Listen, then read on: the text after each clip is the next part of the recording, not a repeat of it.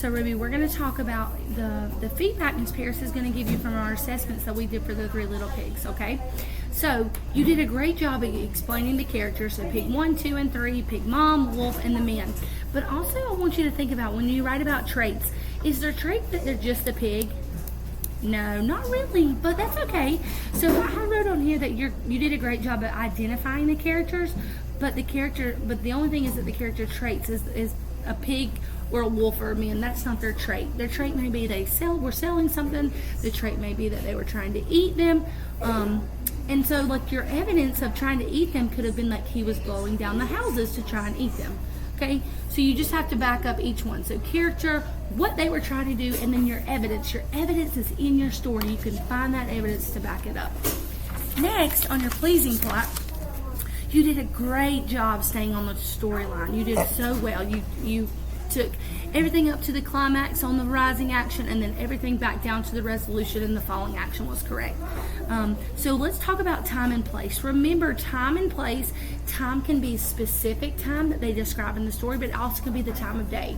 So our story had morning, it had afternoon, it actually gave us specific times. Remember when the pig was going to pick turnips and he went at 5 o'clock in the morning? Those are specific times that you could have written out, okay? And then place. Yes, the house is one of the places, but were there other setting places in the story that we could have talked about? Give me an example. What else could we have said the house besides the house? Fair. The fair. Where else? Do you remember? The streets. The streets, yeah, sure. Where the turnips were being picked, where the apples were, all those places. And then the where, who, first, next, and last describes who in the story, where it was happening. So the characters, the setting, and then the plot. So mom said goodbye, that's correct, but you need to go in a little bit more detail with what happened next.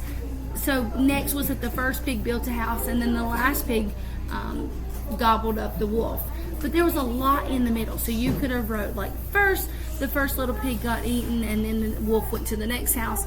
Next, the second little pig got eaten, and then the wolf went to the next house. And then third, the wolf tried to eat the little pig, and the little pig tricked him, and then eventually he got eaten, right? And then remember, we just talked about setting outside. There's multiple places that the story can be done, but you really got the understanding of characters, setting, and plot, right?